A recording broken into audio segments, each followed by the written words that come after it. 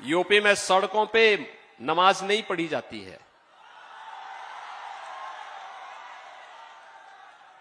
UP में मस्जिदों से अजान की आवाज नहीं आती है। यूपी में तो एक ही नारा गूंजता है, न गौ माता को कटने देंगे, न हिंदुओं को बंटने देंगे।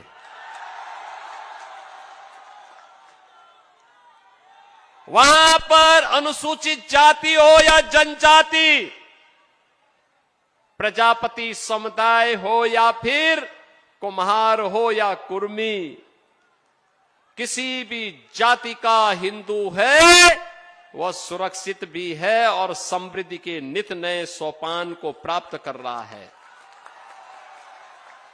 अब अयोध्या में राम भक्तों पर कोई लाठी गोली नहीं चला सकता। अब तो अयोध्या में भगवान राम का भव्य मंदिर का निर्माण हो गया है। आयोजन कैसे होने चाहिए? प्रयागराज महाकुंभ आपके सामने उदाहरण है। कितना भव्य और शानदार आयोजन। और मुझे बताया गया कि पुरुलिया के कुमार समुदाय के लोग श्री ज्योतिर्मय सिंह महतो जी के नेतृत्व में प्रयागराज महाकुंभ में गए थे। मैं उन सभी का अभिनंदन करता हूं जो प्रयागराज में गए और प्रयागराज की पुण्य को प्राप्त किए हैं। बहनों और भाइयों, ये हमारा दायित्व है। विरासत का संरक्षण करके ही हम विकास कर सकते हैं और उसी विकास की प्रक्रिया को आगे बढ़ाने के लिए आज मैं जयपुर में आपके पास आया हूं, आपका आह्वान करने के लिए। ये बंगाल की धरा प्रेरणा की धरा है। बंगाल की धरा भारत को दिशा देने वाली धरा थी। बंगाल में प्रतिभा थी, लेकिन प्रतिभा पलायन कर रही है। बंगाल में पुरुषार्थ था, लेकिन उस पुरुषार्थ को कुंद कर दिया गया। बंगाल में वह सब कुछ था जो बंगाल को भारत के अंदर लीडरशिप देने का मादा रखता था, लेकिन बंगाल को एक साजिश के तहत पहले कांग्रेस ने, फिर कम्युनिस्टों ने, अब टीएमसी ने अव्यवस्था, अराजकता और गुंडागिर्दी का अड्डा बना दिया है। बहनों और भाइयों, मैं आपका आह्वान करने के लिए आया हूं।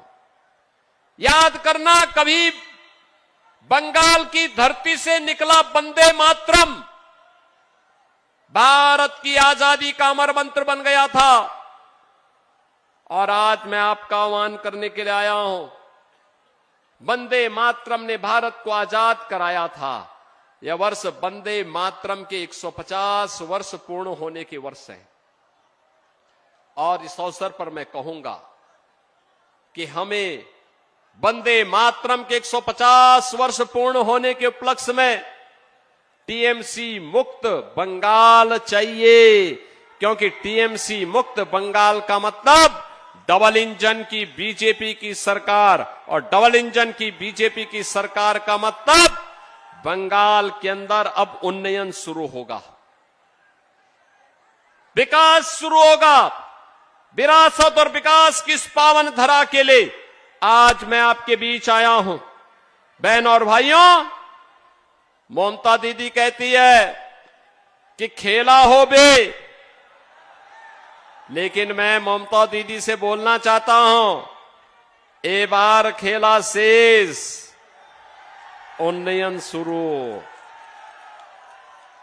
अब खेल समाप्त, टीएमसी का खेल समाप्त, अब बंगाल का विकास प्रारंभ होगा।